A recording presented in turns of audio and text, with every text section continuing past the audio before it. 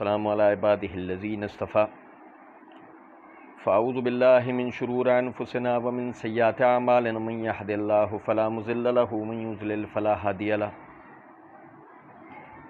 واشہد ان لا الہ الا اللہ وحدہ لا شریک له واشہد ان محمدا عبدہ ورسولہ اما بعد فإن خیر الحدیث کتاب اللہ وخیر الہدی ہدی محمد صلی اللہ علیہ وسلم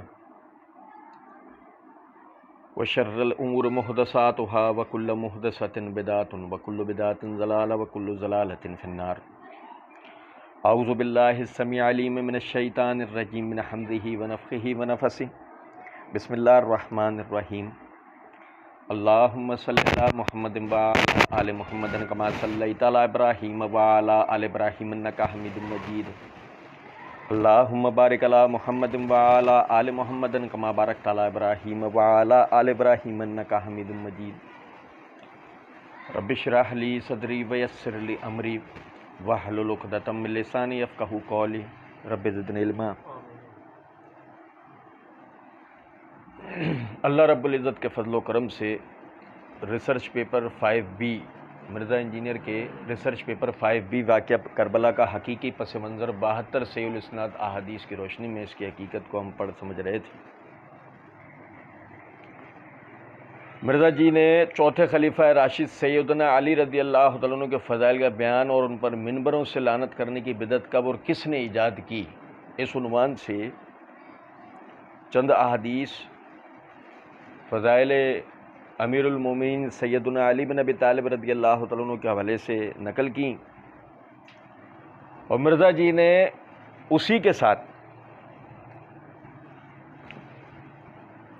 ان یعنی کہ بعض روایات کے ساتھ ہی کہ جو کہ صحیح تھیں ان میں اپنی روایتی دجل و فریب اور عیاری اور مکاری کرتے ہوئے ان میں معنوی تحریفات کیں۔ اس حوالے سے ہم نے نمبر 32 اور نمبر 33 کے عنوان سے جو احادیث تھیں ان کی حقیقت پچھلے ریکارڈنگز میں ہم نے پڑھی ہیں۔ نمبر 33 ہی کے عنوان سے مرزا جی نے ایک اور جو ہے وہ روایت کا ذکر کیا ہے کہ جس کے اوپر بات کرنے سے پہلے میں ایک تمہیدی طور پر آپ بھائیوں کے سامنے چند باتیں رکھ دوں۔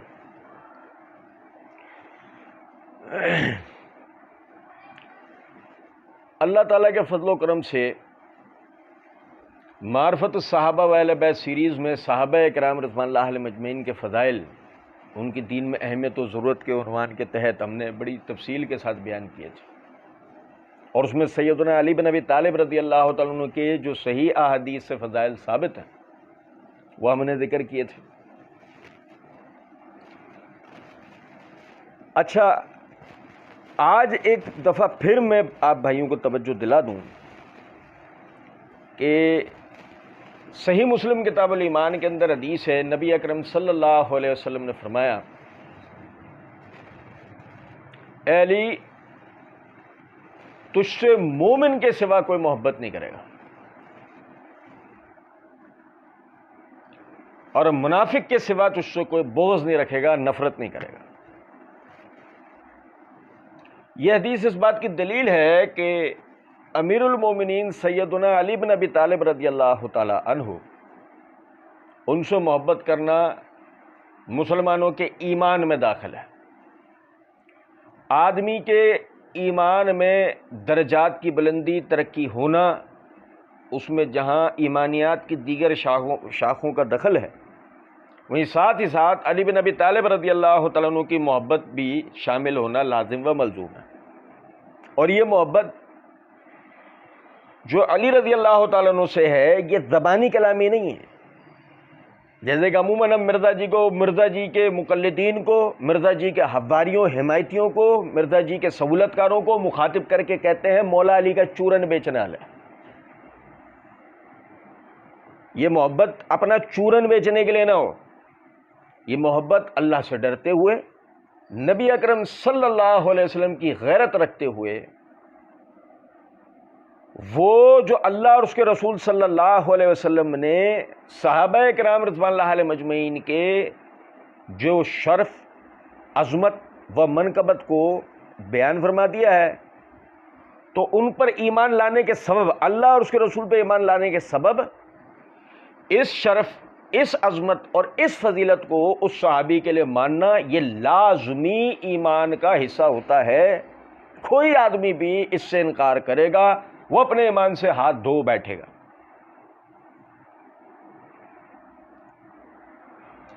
اور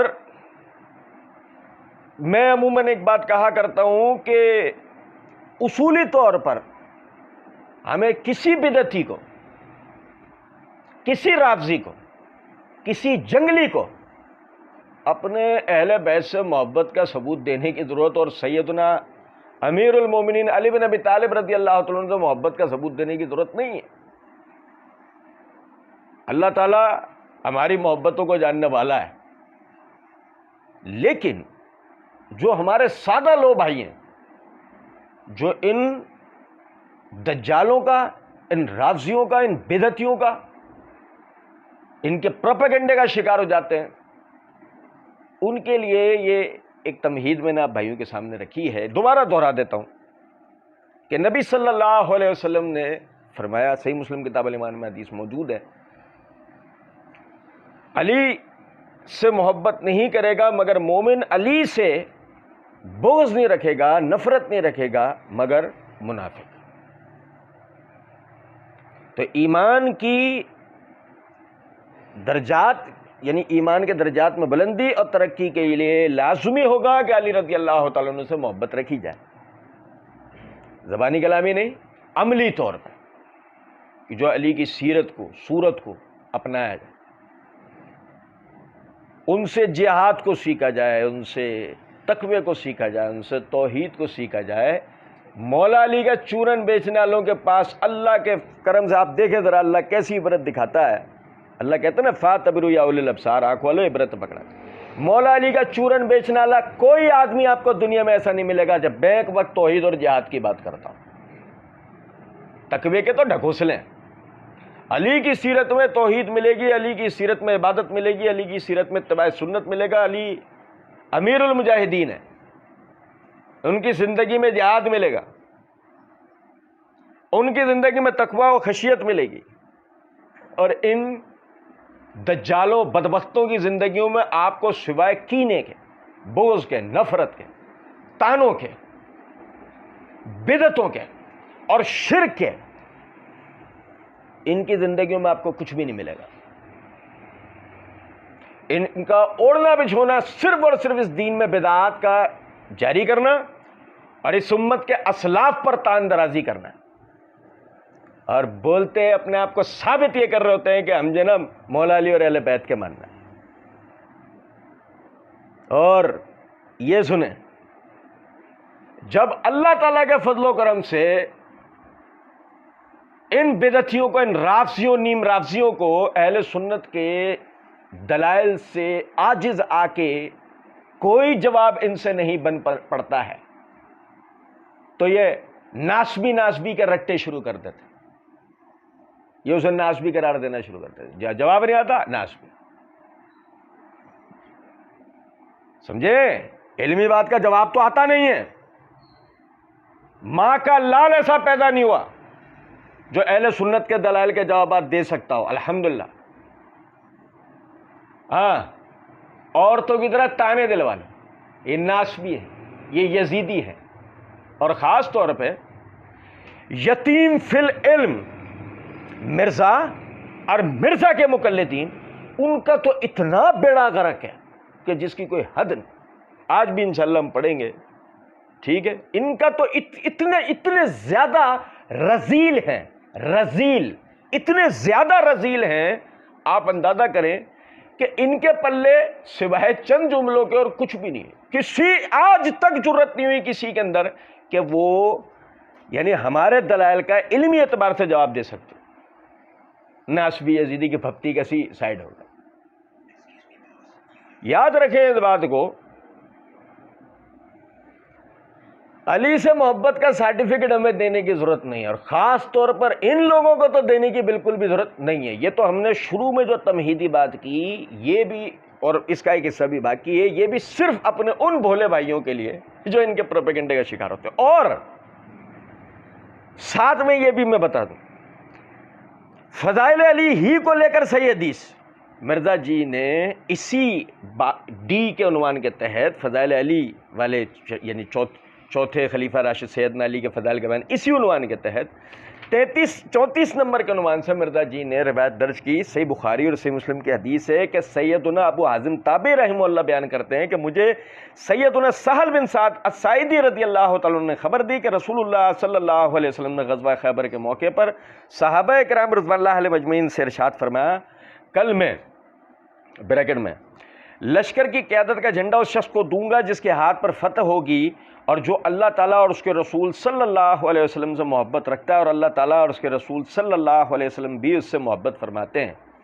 چنانچہ ساری رات صحابہ کرام رضوان اللہ علیہ مجمعین اسی پر تردد کرتے رہے کہ ان میں سے کس بریکٹ میں خوش نصیب کو وہ جھنڈا ملے گا، اور صبح کے وقت سبھی پر امید تھے بریکٹ میں کہ جھنڈا ہمیں ملے گا۔ تو آپ صلی اللہ علیہ وسلم نے دریافت فرمایا، علی کہاں ہے؟ آپ صلی اللہ علیہ وسلم کو عرض کیا گیا کہ ان کو یعنی سیدنا علی بن ابی طالب رضی اللہ تعالیٰ عنہ کی آنکھیں دکھتی ہیں۔ تو آپ صلی اللہ علیہ وسلم نے بلوا کر ان کی دونوں آنکھوں پر اپنا لاب دہن مبارک ڈالا اور ان کے لیے دعا فرمائی، پس وہ یوں اچھے بھلے ہو گئے گویا کبھی بیماری نہیں ہوئے تھے۔ آپ صلی اللہ علیہ وسلم نے سیدنا علی رضی اللہ تعالیٰ عنہ کو جھنڈا دیا۔ اس پر سیدنا علی رضی اللہ تعالیٰ عنہ نے پوچھا، کیا میں ان دشمنوں سے اس وقت تک لڑائی کرتا رہوں جب تک وہ ہماری طرح مسلمان ہو جائیں؟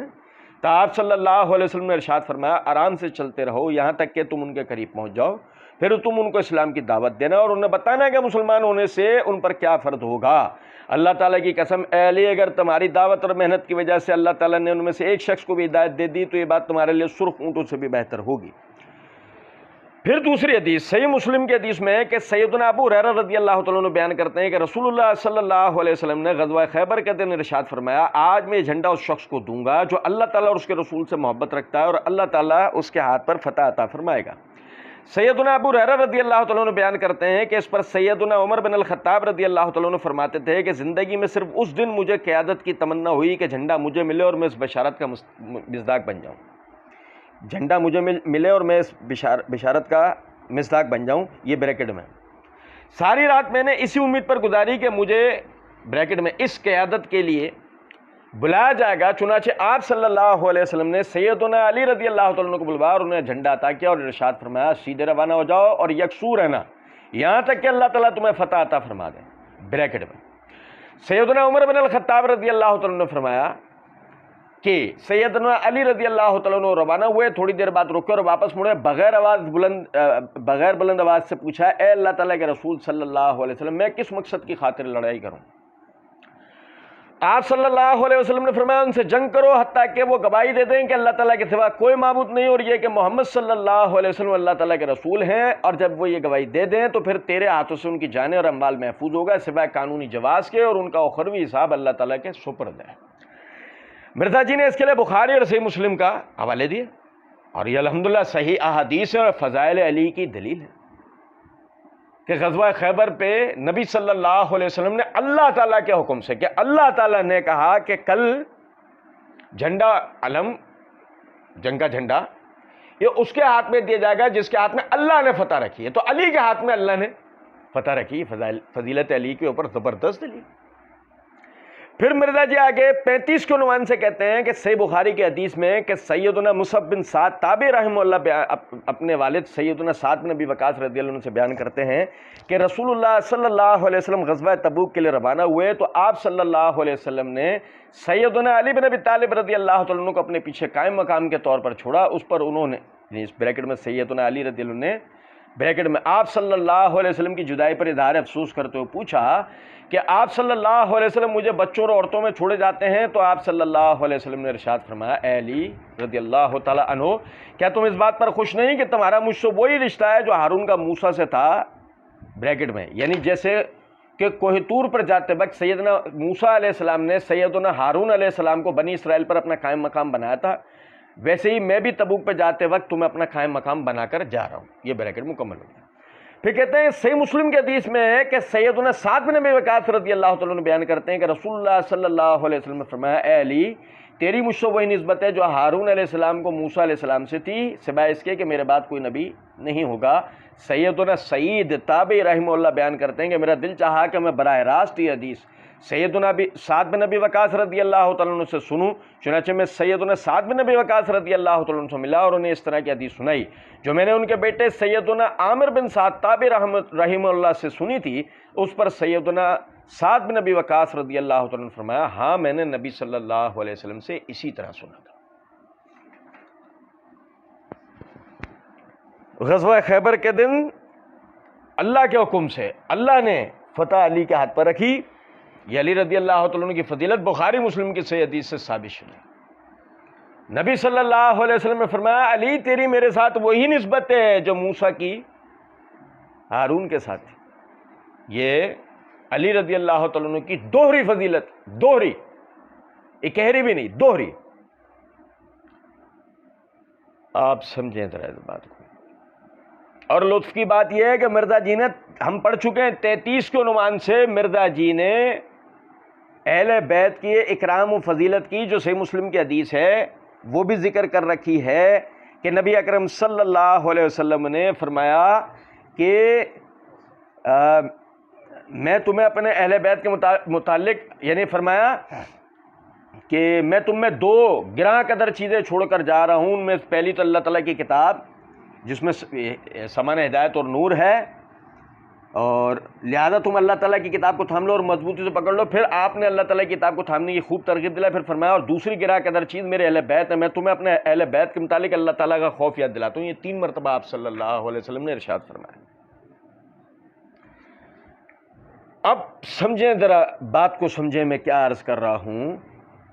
مرزا جی نے اس پمفلٹ کے ہر صفحے کے اوپر لکھ رکھا ہے فرقہ بارے سے بچ کر صرف قرآن اور صحیح الاسناد احادیث کو حجت و دلیل ماننے اور جھوٹی بے سند اور ضعیف الاسناد تاریخی روایات کے فتنوں سے بچنے والوں کے لیے۔ اس کا مطلب مرزا جی کوئی جھوٹی بے سند یا ضعیف الاسناد روایت تو نہیں لے کر آئیں گے۔ اور جب آپ فضائل علی کے اندر 3 صحیح احادیث لے کر آ گئے تو گویا کہ آپ اگر ایک بھی بیان کرتے ہیں تو آپ نے فضیلت علی کو ثابت کر دی۔ اور میں عموماً ایک بات کہا کرتا ہوں، یہ منہ نہ مسور کی دال، علی کی فضیلت تو اللہ اور اس کے رسول سے ثابت ہو چکی، میرے تمہارے ثابت کرنے سے کیا ہے۔ لیکن نقطہ عرض صرف اتنا ہے کہ جب آپ نے 3 صحیح حدیثیں بخاری اور مسلم کے حوالے سے ذکر کر دیں تو اس کے بعد آپ کو کوئی بھی ضعیف الاسناد روایت درج کرنے کی ضرورت باقی بچتی ہے؟ گو آپ درج کریں یہ کہہ کر کہ میں نے اس کی تائید میں درج کیا، چلو ہم تھوڑی دیر کے لیے مان لیتے ہیں، تھوڑی دیر کے لیے۔ لیکن جب آپ دعویٰ بھی ہے، اور ابھی تو ہم آپ کے دعوے بتائیں گے، آپ نے ہر صفحے پہ، ہر اپنے پمفلٹ کے ہر صفحے کے اوپر جب یہ لکھ رکھا ہے کہ بے سند اور ضعیف الاسناد تاریخی روایات کے فتنوں سے بچنے کے لیے، آپ نے ضعیف الاسناد روایات کو فتنہ قرار دیا ہے، پھر اسی ضعیف الاسناد روایات کو اگر آپ درج کریں اپنی کتاب کے اندر تو کتنی بڑی جال سازی، دھوکہ اور فراڈ ہے یہ۔ یہاں تک بات سمجھے؟ اچھا اب دیکھیں کہ تمہید کا ایک دوسرا حصہ آپ کو بتاتا ہوں، اسے سمجھیں۔ دوسرا حصہ یہ ہے، مرزا جی نے مسئلہ نمبر 157 پارٹ 2 کے اندر ایک جگہ پر یہ بات کہی ہے، منہاج السنہ کا بھی میں نے جواب دے دیا ہے جی، جز کا انکار کیا ہے، اور یہ کیا ہے من کنتا مولا فہذا علی المولا، انکار کیا ہے اس نے۔ کس نے؟ امام ابن تیمیہ رحمۃ اللہ علیہ کی طرف اشارہ تھا، امام ابن تیمیہ رحمۃ اللہ علیہ کی طرف۔ میں دوبارہ عبارت پڑھ کے سناتا ہوں۔ ارے منہاج السنہ کا بھی میں نے جواب دے دیا جی، جز کا انکار کیا ہے، اور یہ کیا ہے، یعنی جز کیا تھا وہ، من کنتا مولا فہذا علی المولا، اس کا انکار کیا ہے اس نے، یعنی ابن تیمیہ رحمۃ اللہ۔ البانی نے گرفت کی ہے، البانی نے،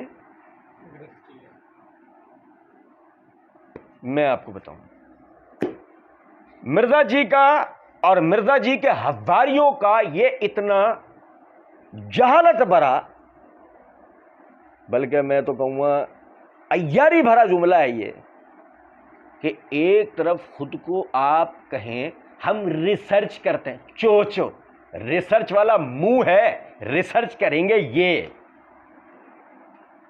یار کیا بولیں ان کو، ریسرچ والے منہ موبائل پر انگلیاں نہیں چلاتے رہتے، کتابیں کھولتے ہیں۔ سنیں میری بات، سنیں ذرا،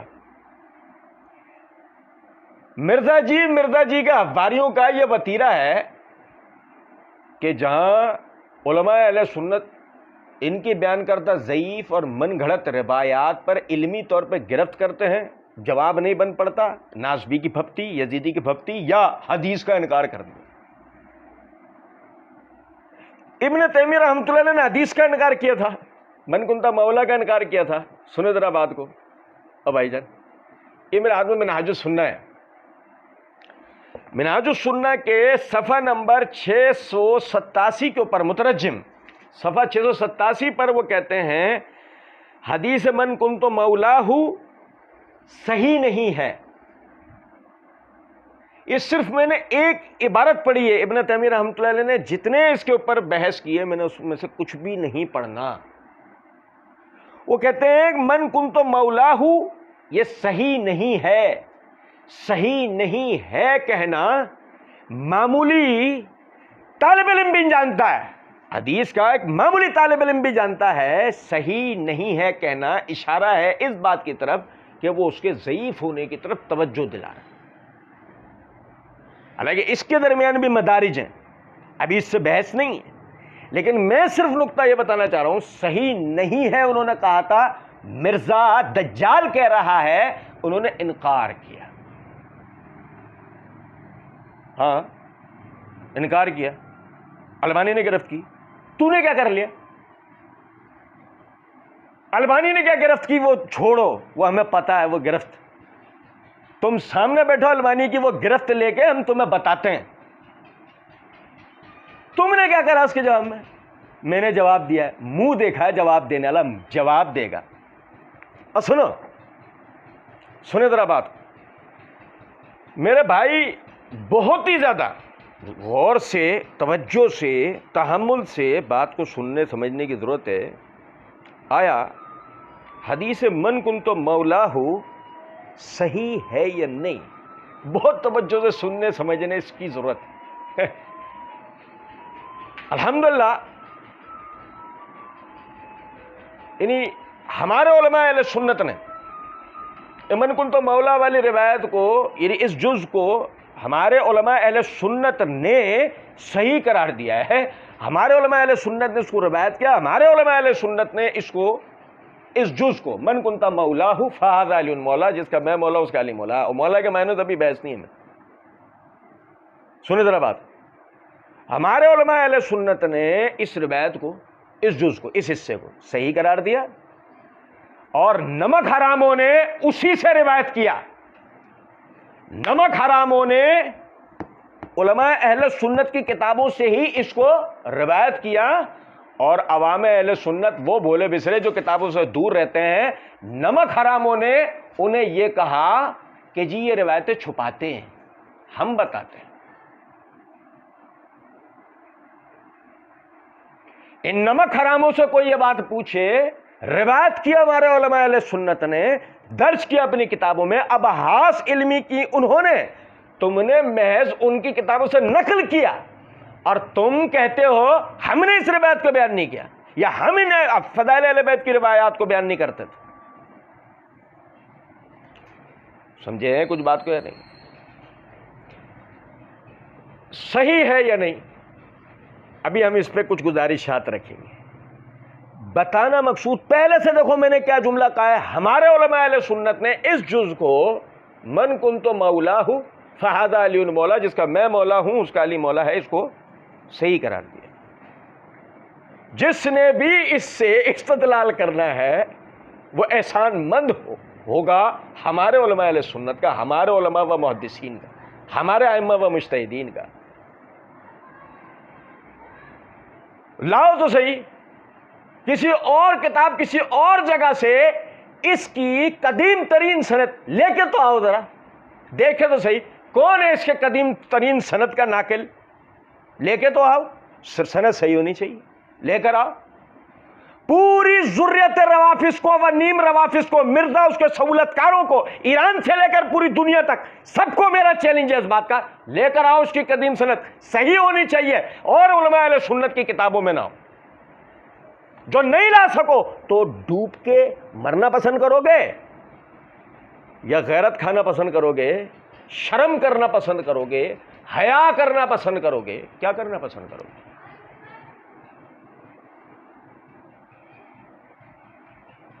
تحمل سے ان گزارشات کو سنیے گا۔ مرزا جی نے اپنے اسی پمفلٹ کے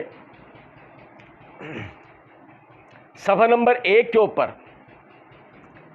سلف کے فہم کے عنوان سے مرزا جی لکھتے ہیں، امام مسلم بن حجاج رحمہ اللہ المتوفی 261 ہجری اپنی شہرہ آفاق کتاب صحیح مسلم کو تالیف فرمانے کی حکمت لکھتے ہیں، اے شاگرد جب تم نے مجھ سے اس عظیم کام کی فرمائش کی، یعنی بریکٹ میں صحیح مسلم کی تالیف، تو میں نے سوچا کہ اگر میں اس کا ارادہ کر لوں اور یہ کام پایا تکمیل کو پہنچ جائے تو اس کا فائدہ سب سے پہلے بطور خاص مجھے ہی حاصل ہوگا۔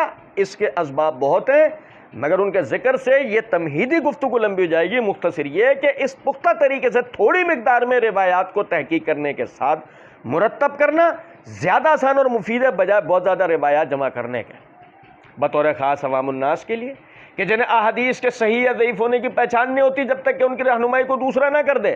جب ایسی صورتحال ہو جو ہم نے بیان کی تو تھوڑی تعداد میں صحیح احادیث کو جمع کر دینا زیادہ مقدار میں غیر مستند روایات کو جمع کرنے سے زیادہ نفع بخش ہوگا۔ انصاف شرط ہے۔ مرزا جی اور مرزا جی کے مقلدین ہمیں بتائیں کہ جب مرزا جی نے اپنے قلم سے بلکہ مرزا جی نے اپنے قول سے بھی اس جملے کو دہرایا۔ مرزا جی نے مسئلہ نمبر 157 پارٹ 1 کے اندر کہا بطور خاص عوام الناس کے لیے شاہ جی کے جنہیں احادیث کے صحیح یا ضعیف ہونے کی پہچان نہیں ہوتی جب تک کہ ان کی رہنمائی کوئی دوسرا نہ کر دے، وہ کہتے ہیں بیچاروں کو، اور وہ اتنے للو پنجو ہیں کہ ان کو پتہ ہی نہیں چلتا ہے کہ صحیح اور ضعیف کیا ہے۔ جب آپ اس بات کو جانتے ہیں کہ للو پنجو عوام آپ کی سننے والی ہے جو روایات کے صحیح اور ضعیف کو خود نہیں جانتی، خود نہیں تحقیق کے مراحل سے گزر سکتی، اسے نہیں پتا اس کے اسلوب کو، تحقیق کے اصولیات کو نہیں جانتی، وہ قلیل مقدار میں صحیح احادیث درج کر تو دی تھی، 3 روایات لے تو آئے تھے فضائل علی میں، کثیر تعداد میں غیر مستند اور ضعیف الاسناد روایات درج کرنے کی ضرورت کیا تھی؟ گویا تم نے امام مسلم کا فہم نقل کیا اور تم ہی اس کو بھاگ گئے، پی گئے اس کو، کیوں؟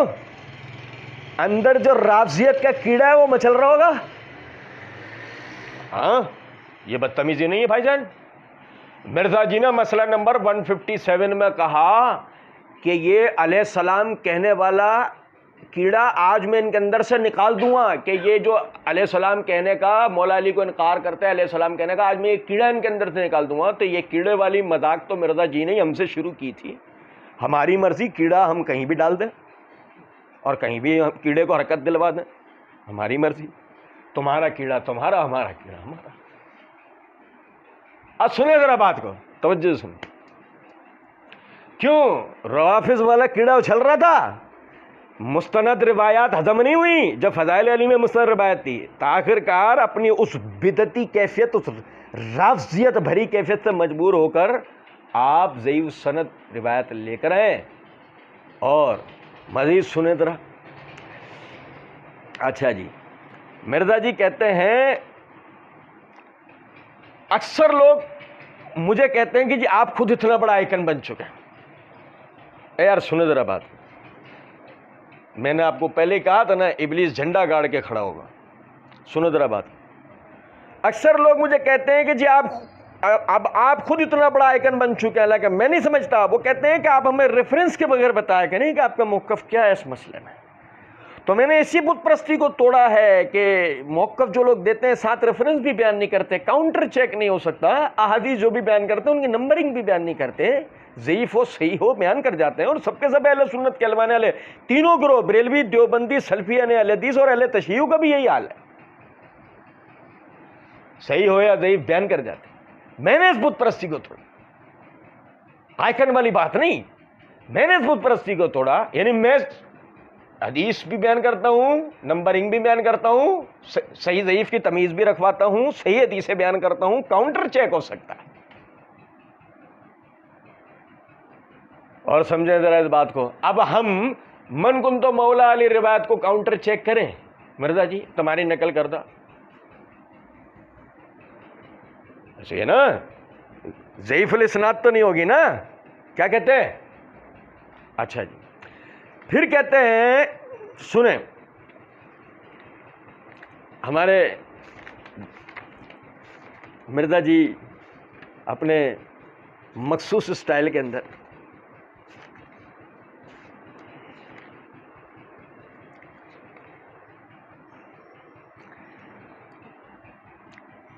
پہلے مسئلہ نمبر 157 پارٹ 2 کا میں آپ کو ان کا ایک کال بتاتا ہوں.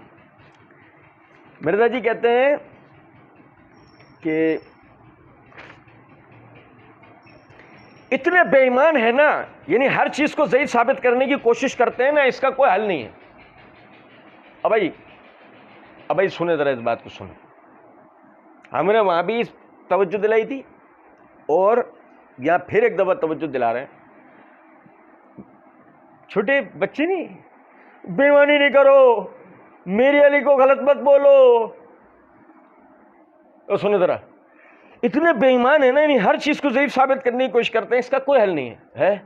ضعیف بیان مت کیا کرو, اور اگر صحیح بیان کی ہم نے اس کو خدا نہ خواستہ زوری سے زبردستی سے ضعیف ثابت کرنے کی کوشش کی, پیچھے پڑ جاؤ ہمارے اور صحیح ثابت کرو. اور بھائی میرے تم کبھی ٹرائل ہو نا, ہم کسی روایت کو بیان کریں, اللہ تعالیٰ کے فضل و کرم سے ہم کسی روایت کو بیان کریں, تم ٹرائل ہو اس پہ ضعیف ثابت کریں, دیکھو ہم تمہارے کیسا پیچھے پڑتے. اللہ کا بڑا احسان ہے. تو بے ایمانی یہ نہیں تھی کہ تم ضعیف روایت بیان کرو, ہم اس کا ضعیف ہونا پبلک کو دکھا دیں. بے ایمانی یہ تھی کہ جب تم نے کہا کہ تم ضعیف الاسناد روایات کے فتنوں سے لوگوں کو بچاؤ گے, تم نے کہا میں نے اس بت پرستی کو توڑا ہے کہ جو لوگ صحیح اور ضعیف بیان کر جاتے تھے, اور تم ہی اگر ضعیف روایت کو بیان کرو تو ہم تو تمہیں توڑ کے رکھ دیں گے. بات سمجھے؟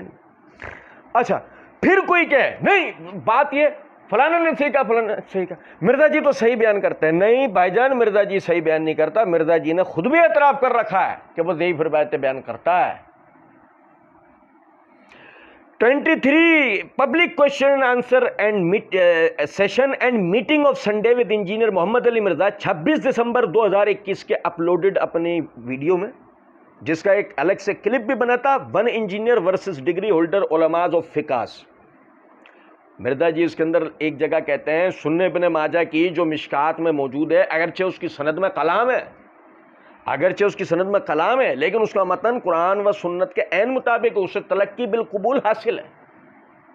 دیکھو مرزا جی اقرار کر رہے ہیں کہ جو روایت میں بیان کر رہا ہوں اس کی سند پر محدثین نے کلام کر رکھا ہے, کلام یعنی جرح کر رکھی ہے, اس پر بحث موجود ہے, مگر مرزا جی نے پھر بھی دھڑلے سے اس کو سنا.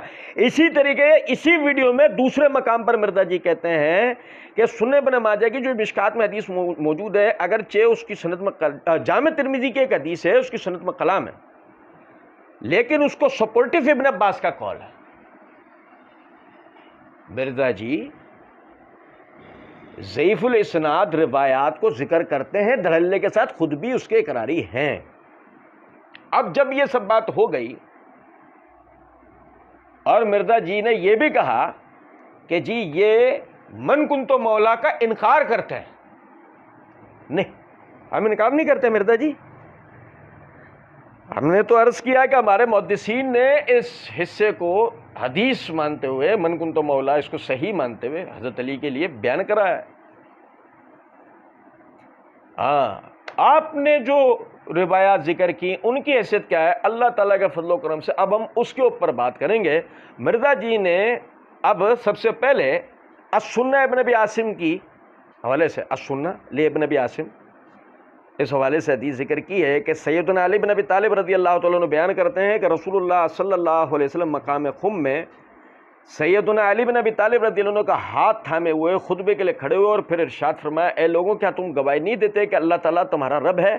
سب نے عرض کیا کیوں نہیں، ہم گواہی دیتے ہیں۔ پھر آپ صلی اللہ علیہ وسلم نے فرمایا، کیا تم اس بات کی بھی گواہی نہیں دیتے ہو کہ اللہ تعالیٰ اور اس کا رسول صلی اللہ علیہ وسلم تمہاری اپنی جان سے بڑھ کر تم پر حق رکھتے ہیں؟ تمام صحابہ کرام رضوان اللہ علیہم اجمعین نے عرض کیا کیوں نہیں، ہم گواہی دیتے ہیں۔ آپ صلی اللہ علیہ وسلم نے فرمایا، اور یہ کہ اللہ تعالیٰ اور اس کا رسول صلی اللہ علیہ وسلم تمہیں سب سے بڑھ کر محبوب ہیں؟ تمام صحابہ نے عرض کیا کیوں نہیں، بے شک ایسا ہی ہے۔ پھر آپ صلی اللہ علیہ وسلم نے ارشاد فرمایا، تو پھر سن لو کہ جس کا میں مولا، بریکٹ میں مرزا جی نے ترجمہ لکھا ہے دلی محبوب، جس کا میں مولا ہوں، جس کا مولا میں ہوں تو اس کا مولا یعنی دلی محبوب یہ بھی ہے، بریکٹ میں یعنی علی رضی اللہ تعالیٰ۔ توجہ کیجیے گا ذرا، الفاظ کیا ہیں کہ نبی صلی اللہ علیہ وسلم نے مقام خم میں سیدنا علی بن ابی طالب رضی اللہ تعالیٰ عنہ کا ہاتھ پکڑ کر یہ بات کی۔ سنیں، سب سے پہلے ایک بات کو سمجھیں، غدیر خم کے واقعے کی اصل تفصیل کیا ہے؟ ابراہیم میں صحیح مسلم ہے، اس کی جلد نمبر 6 کا صفحہ نمبر 994۔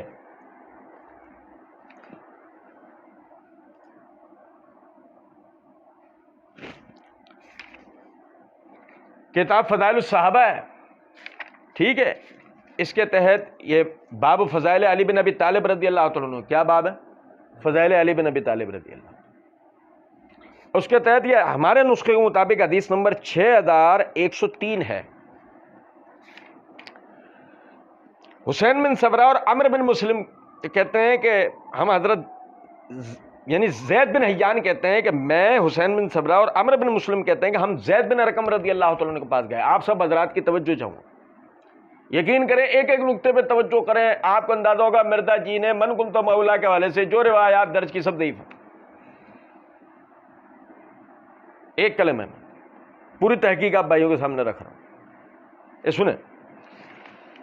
زید بن حیان کہتے ہیں کہ میں حسین بن صبرہ اور عمر بن مسلم حضرت زید بن ارقم رضی اللہ تعالیٰ عنہ کے پاس گیا۔ حسین نے کہا، اے زید، آپ کو بہت خیر کثیر حاصل ہوئی اور آپ نے رسول اللہ صلی اللہ علیہ وسلم کی زیارت کی، ان کی حدیث سنی، ان کے ہمراہ جہاد کیا اور ان کی ابتدا میں نمازیں پڑھی۔ اے زید، آپ ہم کو رسول اللہ صلی اللہ علیہ وسلم سے سنی ہوئی کوئی حدیث سنائیے۔ حضرت زید نے کہا، اے بھتیجے، بخدا اب میری عمر زیادہ ہو گئی اور ایک مدت گزر گئی اور رسول اللہ صلی اللہ علیہ وسلم کی جو احادیث مجھے یاد تھیں ان میں سے بعض کو میں بھول گیا، سو جو حدیث میں تم کو بیان کروں اس کو قبول کر لو، اور جس کو میں نہ بیان کروں اس کا تم مجھے مکلف نہ کرو، اس کا تم مجھے مکلف نہ کرو۔ بھائی جان، بھائی، یہاں سے جاگنے کی ضرورت ہے، بہت غور تک۔ صحیح مسلم کی حدیث کا یہ متن یہ حصہ ہی واضح کر دے گا کہ مرزا جی کی نقل کردہ جو تینوں سندیں، تینوں کا متن، تینوں ضعیف روایات۔ سننا، زید بن ارقم کہتے ہیں، سو جس کو میں بیان کر دوں اس کو قبول کر لو، اور جس کو میں نہ بیان کروں اس کا تم مجھے مکلف نہ کرنا، میرے ذمہ وہ مت ڈالنا۔ سنیں ذرا بات۔ پھر انہوں نے کہا، ایک دن رسول اللہ صلی اللہ علیہ وسلم نے ہمیں خطبہ دیا، ایک دن ہمیں نبی صلی اللہ علیہ وسلم نے خطبہ دیا۔ یہ کوئی سنو یہ کوئی اہم دن ہوتا، یہ کوئی اہم دن تھا، زید بن ارقم رضی اللہ تعالیٰ عنہ اس کا نام نہیں لیتے۔ مثال دوں، نبی صلی اللہ علیہ وسلم کے حج کا دن ہوتا، اہم ترین دن ہے نا وہ۔ نبی اکرم صلی اللہ علیہ وسلم نے ایک ہی حج کیا ہے، ٹھیک؟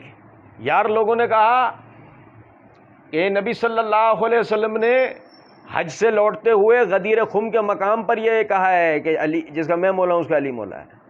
یاروں کی جناب میں عرض ہے، صحیح مسلم کی حدیث کیا کہہ رہی ہے؟ سنو ذرا توجہ سے۔ صحیح مسلم کی حدیث کہہ رہی ہے، زید بن ارقم کہہ رہے ہیں جتنا بیان کر رہا ہوں اتنا قبول کر لو، باقی کا مجھے مکلف مت بنانا، جو میں نے نہیں کہا، جو مجھ سے ثابت نہیں۔ سنو، ایک دن نبی صلی اللہ علیہ وسلم نے ہمیں خم کے مقام، مدینہ اور مکہ کے درمیان ایک تالاب جس کو خم کہتے ہیں، اس جگہ پر آپ نے ہمیں خطبہ دیا۔ یہ نارمل آپ کے جو سفر ہیں جہادی یا حج، ممکن ہے حج والا بھی سفر ہو، ممکن ہے حجۃ الوداع والا ہی سفر ہو، بہرحال حدیث میں نہیں ہے۔ مرزا جی نے عیاری یہ کی کہ مرزا جی نے یہاں پر بریکٹ لگا کے حجۃ الوداع سے واپسی پر 18 ذی الحجہ 10 ہجری میں اپنی وفات سے تقریباً 2 ماہ قبل یہ جملہ لکھ دیا۔ یہ بخاری مسلم کے کسی حدیث میں نہیں ہے، یہ وہی تاریخی روایت ہے کہ جس کے لیے آپ مسئلہ نمبر 157 کے اندر کہہ چکے ہو کہ بخاری مسلم کو چھوڑ کر بزرگوں بابوں کی لکھوائی ہوئی بادشاہوں کی تاریخ کے پیچھے چلو گے تو آپ کی پبلک تو آپ کے نہیں سنے گی۔ مرزا جی ہماری والی تو پھر نہیں سنتی، آپ کے والے تو ایسے اندھے بہرے لنگڑے لولے ہیں کہ انہوں نے پھر بھی اس کو قبول کر لیا، جبکہ بخاری مسلم کے حدیث میں ایسا کوئی ذکر نہیں ہے کہ حجۃ الوداع سے واپسی کے اوپر آپ نے ایسا کہا۔ لیکن ہم یہ کہہ رہے ہیں ہو سکتا ہے یہ وہی دن ہو، بالکل۔ مگر اس روایت میں زید بن ارقم رضی اللہ تعالیٰ عنہ سے جو روایت آتی ہے، سنو توجہ سنو، بڑی غور طلب بات، کیونکہ آگے زید بن ارقم کے حوالے سے روایت آ رہی ہے، اس میں یہ الفاظ نہیں ہے، یعنی کہ وہ یہ نہیں کہہ رہے صحیح مسلم کی روایت میں۔ اچھا، کہتے ہیں کہ مدینہ اور مکہ کے درمیان اس تالاب پہ کھڑے ہو کے جس کو خم کہتے ہیں، آپ نے اللہ تعالیٰ کی حمد و ثنا کے بعد فرمایا اے لوگوں سنو، میں ایک انسان ہوں، عنقریب میرے رب کا پیغام لانے والا میرے پاس آئے گا اور میں اس کو لبیک کہوں گا۔ میں تم میں 2 عظیم چیزیں چھوڑ کر جا رہا ہوں، ان میں سے پہلی اللہ کی کتاب جس میں ہدایت اور نور ہے، اللہ کی کتاب پر عمل کرو اور اس کو مضبوطی سے تھام لو۔ پھر آپ نے کتاب اللہ پر امر کی ترغیب دلائی، پھر فرمایا اور میرے اہل بیت ہیں، میں تمہیں اپنے اہل بیت کے متعلق اللہ کو یاد دلاتا ہوں، میں تمہیں اپنے اہل بیت کے متعلق اللہ کو یاد دلاتا ہوں، میں تمہیں اپنے اہل بیت کے متعلق اللہ کو یاد دلاتا ہوں۔ نبی صلی اللہ علیہ وسلم نے 3 مرتبہ اس جملے کو دہرایا، اتنا اہمیت کا حامل تھا کہ بوڑھے ہونے کے باوجود بھی زید بن ارقم رضی اللہ تعالیٰ عنہ کو یاد ہے، اور 3 مرتبہ کا کہا یاد ہے، اور اتنا اللہ کے رسول کی حدیث کی احتیاط کر رہے ہیں، آپ کے کہے ہوئے الفاظ کی احتیاط کر رہے ہیں کہ اللہ کے رسول نے اگر 3 دفعہ دہرایا تو خود نے بھی 3 مرتبہ دہرا کے سنایا، یہ نہیں کہا کہ اللہ کے رسول نے 3 مرتبہ کہا، ایسے بھی کہہ دیتے تو کیا حرج تھا۔ اس وقت بھی اتنی احتیاط کر رہے ہیں کہ جتنی روایت اللہ کے رسول صلی اللہ علیہ وسلم سے سنی، جیسے الفاظ سنے، ایک جملہ 3 مرتبہ دہرایا تو 3 مرتبہ دہرا کر زید بن ارقم رضی اللہ تعالیٰ عنہ نے بھی سنایا۔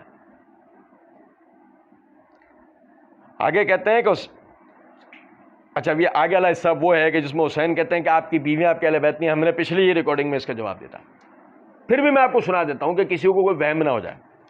حسین نے کہا اے زید آپ کے اہل بیت کون ہیں؟ کیا آپ کی ازواج اہل بیت سے نہیں ہیں؟ آپ نے فرمایا آپ کی ازواج بھی اہل بیت میں سے ہیں، لیکن آپ کے اہل بیت وہ ہیں جن پر آپ کے بعد صدقہ حرام کر دیا گیا۔ کہا وہ کون ہیں؟ کہا وہ آل علی ہیں، آل عقیل ہیں، آل جعفر ہیں اور آل عباس ہیں۔ کہا ان سب پر صدقہ حرام ہے؟ کہا ہاں۔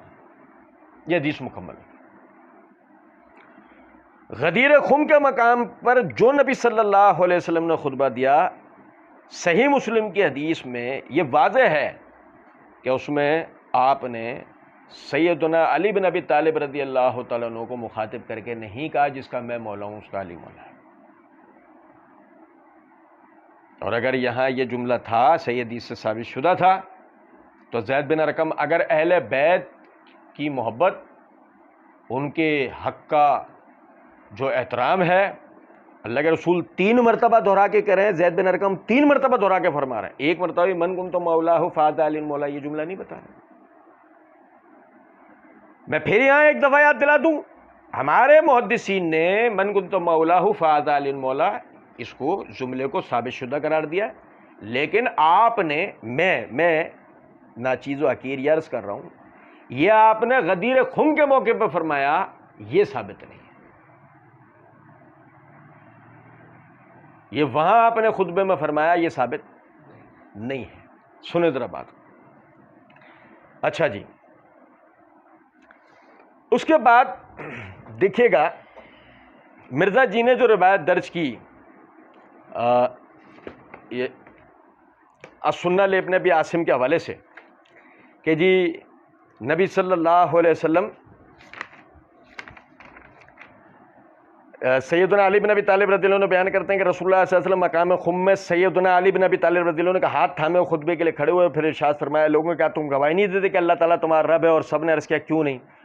پھر وہ پوری حدیث بیان کرتے ہوئے آپ نے کہا جس کا میں مولا ہوں اس کا علی مولا۔ اچھا سنیے گا ذرا، یہ میرے ہاتھ میں کتاب السنہ ہے ابن ابی عاصم کی، اس کے صفحہ نمبر 565 کے اوپر حدیث نمبر 1360 کے تحت اس سند سے انہوں نے اس روایت کو ذکر کیا۔ حدثنا سلیمان بن عبداللہ الغیلانی حدثنا ابو عامر حدثنا کثیر بن زید ان محمد بن عمر بن علی ان ابی ہے ان علی رضی اللہ تعالی عنہ.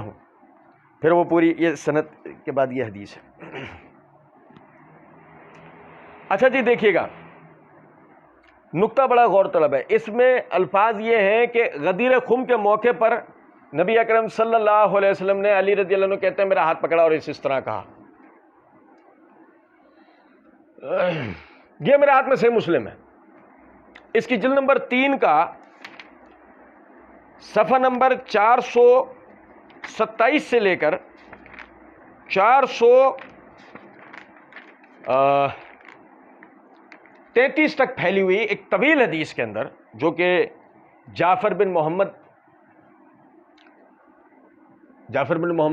امام جعفر صادق، وہ اپنے والد امام باقر وغیرہ کے حوالے سے روایت کرتے ہیں. جابر بن عبداللہ رضی اللہ عنہ کی روایت ہے، اس کے اندر یہ الفاظ بھی ہیں کہ نبی اکرم صلی اللہ علیہ وسلم حج کے لیے تشریف لے گئے. اس روایت کو مرزا جی نے بھی اپنے پمفلیٹ میں مختصراً ذکر کیا ہوا ایک جگہ. نبی صلی اللہ علیہ وسلم حج کر رہے ہیں، آپ حج کے لیے چلے گئے اور آپ حج کر رہے ہیں. دوران حج یعنی کہ آپ کے حج کی تکمیل قریب ہے، یعنی ہو گئی ہے، بلکہ الفاظ ہیں کہ سیدنا علی رضی اللہ تعالیٰ عنہ یمن سے نبی صلی اللہ علیہ وسلم کے اونٹ لے کر آئے اور دیکھا کہ حضرت فاطمہ بھی ان لوگوں میں سے تھیں جو احرام جن کا مکمل ہو چکا تھا، یعنی حلال ہو چکی تھی. انہوں نے رنگین کپڑے پہنے ہوئے تھے اور آنکھوں میں سرما بھی لگایا ہوا تھا. تو سیدنا علی رضی اللہ تعالیٰ نے اس پہ اعتراض کیا، تو سیدہ فاطمہ رضی اللہ تعالی عنہا نے کہا کہ میرے والد نے مجھے حکم دیا تھا. حضرت علی عراق میں یہ کہہ رہے تھے کہ میں حضرت فاطمہ کے احرام کھولنے کی شکایت لے کر رسول اللہ صلی اللہ علیہ وسلم کے پاس گیا، اور فاطمہ رضی اللہ تعالیٰ نے جو مجھے بتایا تھا اس کی رسول اللہ صلی اللہ علیہ وسلم کو خبر دی، اپنے اعتراض کا ذکر کیا اور آپ سے اس بارے میں مسئلہ پوچھا. تو آپ صلی اللہ علیہ وسلم نے فرمایا انہوں نے سچ کہا ہے، انہوں نے سچ کہا ہے. جب تم نے حج کی نیت کی تھی تو کیا کہا تھا؟ تو علی رضی اللہ تعالیٰ نے کہا میں نے یہ نیت کی تھی کہ میں اس چیز کا احرام باندھتا ہوں جس کے ساتھ رسول اللہ صلی اللہ علیہ وسلم نے احرام باندھا ہے. تو آپ صلی اللہ علیہ وسلم نے فرمایا میرے پاس ہدی ہے، تم حلال نہ ہونا، یعنی تم احرام نہ کھولنا. اس کا مطلب جب نبی صلی اللہ علیہ وسلم نے غدیر خم کے لیے سفر، یعنی نبی اکرم صلی اللہ علیہ وسلم نے مکے سے مدینے کے لیے مدینے سے مکے کے لیے سفر کیا، حج کیا، اس وقت تک علی آپ کے ساتھ موجود، یعنی کہ آخری ایام تک علی، آخری ایام میں بالکل آپ سے آ کے ملے، پہلے تک آپ کے ساتھ موجود، دوران سفر علی آپ کے ساتھ نہیں تھے. صحیح مسلم کی حدیث یہ واضح کر دیتی ہے. سمجھ گئے ہیں بات کو یا نہیں؟ اچھا، جبکہ السنہ لابن ابی عاصم والی روایت کیا بتا رہی ہے؟ غدیر خم پر علی کا ہاتھ پکڑ کر نبی صلی اللہ علیہ وسلم نے یہ بات کی. اچھا پھر دیکھیے گا، یہ میرے ہاتھ میں سنن کبریٰ امام نسائی کی. لطف کی بات یہ ہے کہ مرزا جی نے آگے ہی پمفلٹ کے اندر یہ سنن نسائی کبریٰ سے ایک روایت درج کی ہے جس کو بھی ہم پڑھیں گے، اور اس کا یعنی کہ مرزا جی نے 8478 نمبر بھی دے رکھا ہے. اور توجہ کیجیے گا، 8478 مرزا جی نے اس حدیث کا نمبر بھی یعنی کہ درج کر کے حدیث کو نمبر بھی دے رکھا ہے. لطف کی بات یہ ہے کہ 8478 جب دیکھی ہوگی تو 8481 پہ نظر نہیں پڑی ہوگی، اگلے ہی صفحے پہ. بھئی یہاں سے اس کو نقل کیا، یہ اگلے ہی صفحے پہ اس پہ نظر نہیں پڑی ہوگی. اور سنو ذرا توجہ سے بات. سعد بن ابی وقاص رضی اللہ تعالیٰ نے کہتے ہیں کننا مع رسول اللہ صلی اللہ علیہ وسلم بطریق مکہ وہو موجہ الیہا. نبی اکرم صلی اللہ علیہ وسلم کے ساتھ ہم مکے کے سفر میں تھے اور آپ مکے کی طرف متوجہ، یعنی عازم سفر تھے، میں آپ کی طرف، یعنی اس طرف آپ سفر کر رہے تھے مکے کی طرف. فلما بلغ غدیر خم، جب آپ پہنچے غدیر خم پر، وقف الناس، لوگ وہاں رکے. سنیں ذرا بات. ثم ردم مذاب الحکیم، مطلب پھر وہ پوری روایت ہے. عرض کرنے کا مطلب یہ ہے کہ یہ حدیث واضح کرتی ہے، سعد بن ابی وقاص رضی اللہ عنہ والی یہ حدیث واضح کرتی ہے کہ نبی اکرم صلی اللہ علیہ وسلم کا غدیر خم کے اوپر پڑاؤ مدینے سے مکے کی طرف جاتے ہوئے رستے میں یہ پڑاؤ ہوا ہے. صحیح.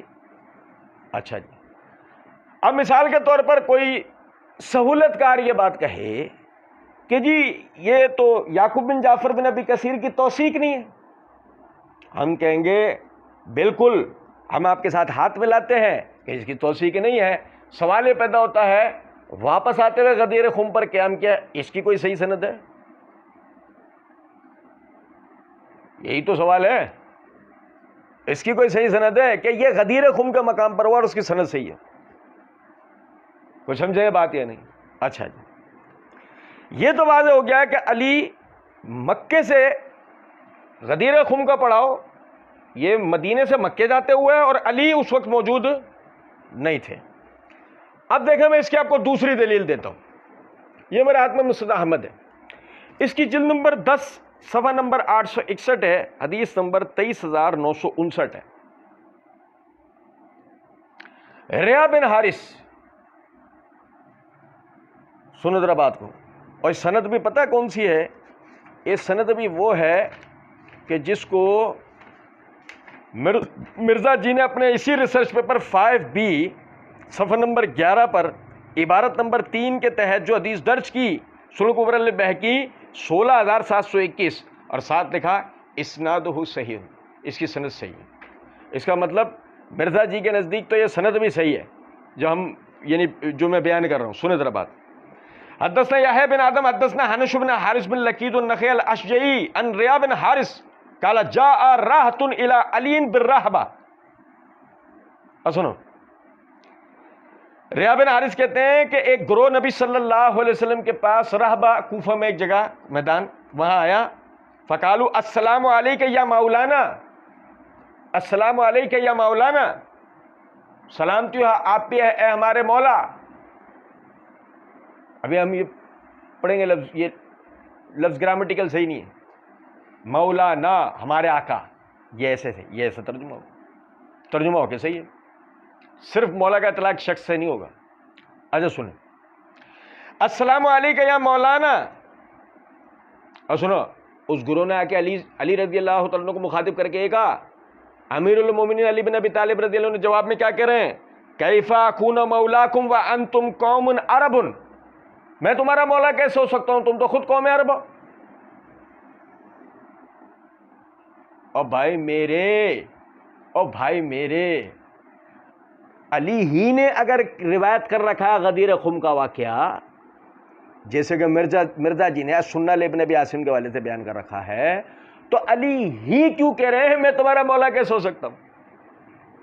نہیں کچھ سمجھے بات کو؟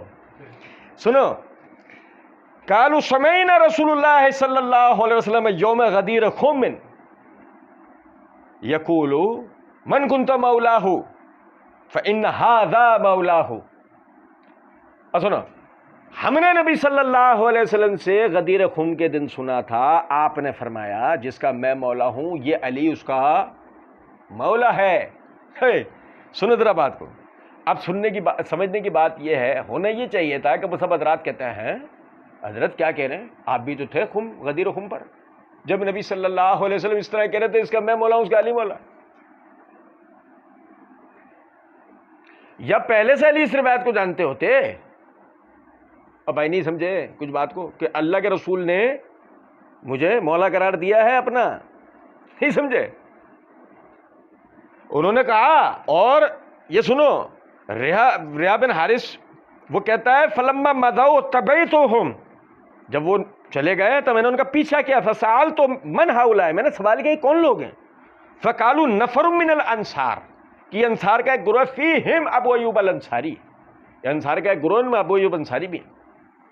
سمجھے ہیں بات کو؟ نہیں، علی اگر خم میں موجود تھے، غدیر خم میں موجود تھے، تو جب وہ کہہ رہے ہیں السلام علیکم یا مولانا، السلام علیکم یا مولانا، تو علی اس پہ کیوں کہہ رہے ہیں کیف اکون مولاکم، میں تمہارا مولا کیسے ہوں، وانتم قوم عرب، تم تو قوم عرب۔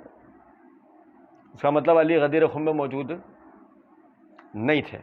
اچھا جی، یہ سنے گا بات، جب متن کی یعنی مشکوک ہونے کی طرف بات واضح ہو جاتی ہے، تو جب ہم سند دیکھتے ہیں تو محمد بن عمر بن علی جو کہ باواسطہ اپنے والد عمر بن علی سے اس کو روایت کر رہے ہیں۔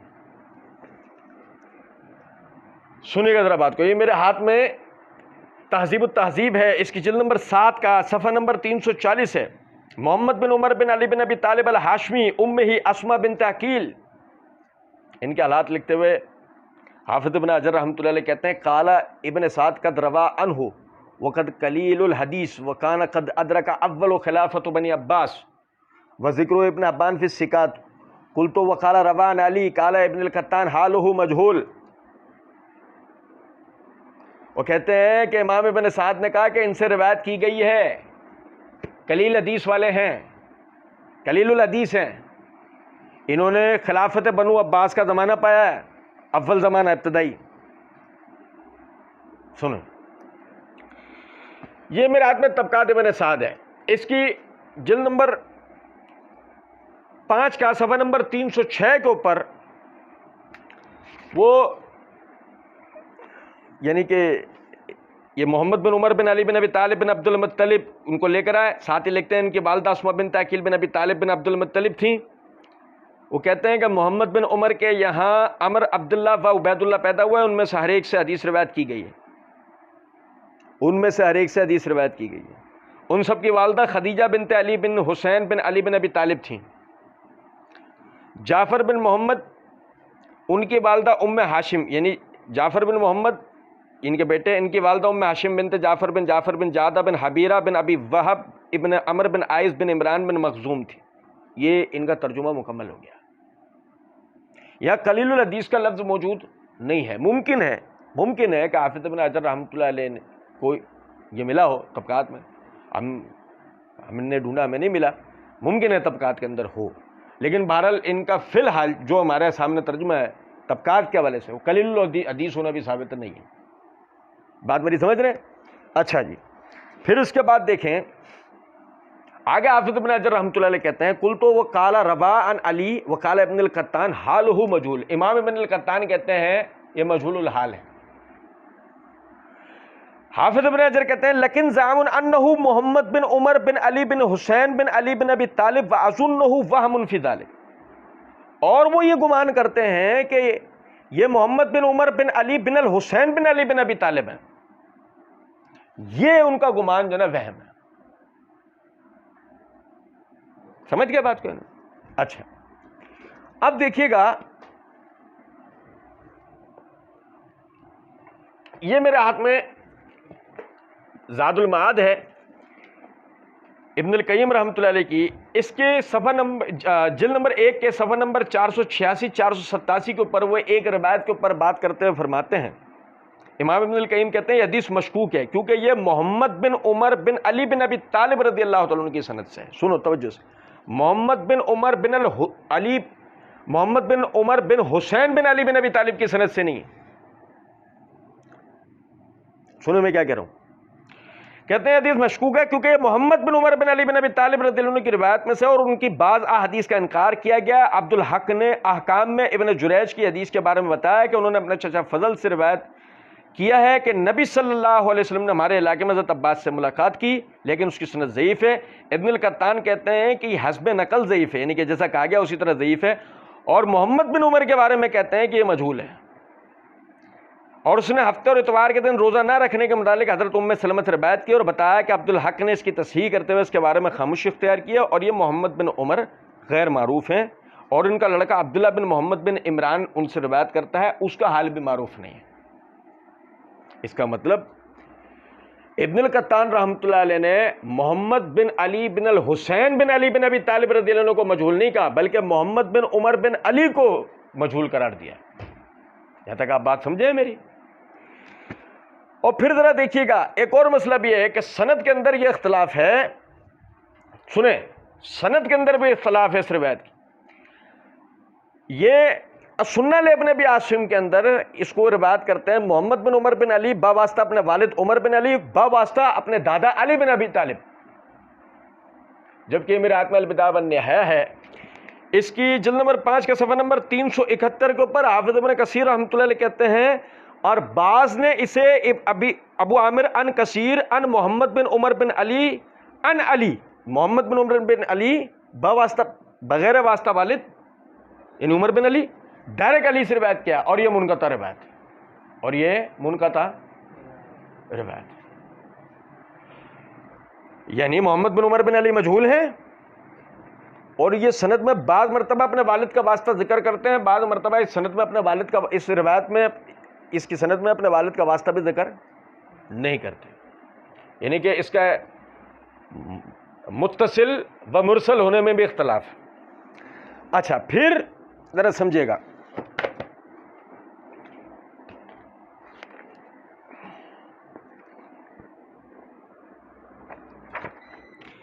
یہ میرے ہاتھ میں جامع ترمذی ہے درسی، اس کے جلد نمبر 1 کے صفحہ نمبر 206 کے اوپر امام ترمذی رحمۃ اللہ علیہ نے محمد بن عمر بن علی بن ابی طالب باباستہ اپنے والد باباستہ علی بن ابی طالب رضی اللہ تعالیٰ عنہ ایک روایت درج کی، اور روایت درج کرنے کے بعد وہ کہتے ہیں کہ امام ترمذی کہتے ہیں ھذا حدیث غریب وما ارا اسنادہ متصلا،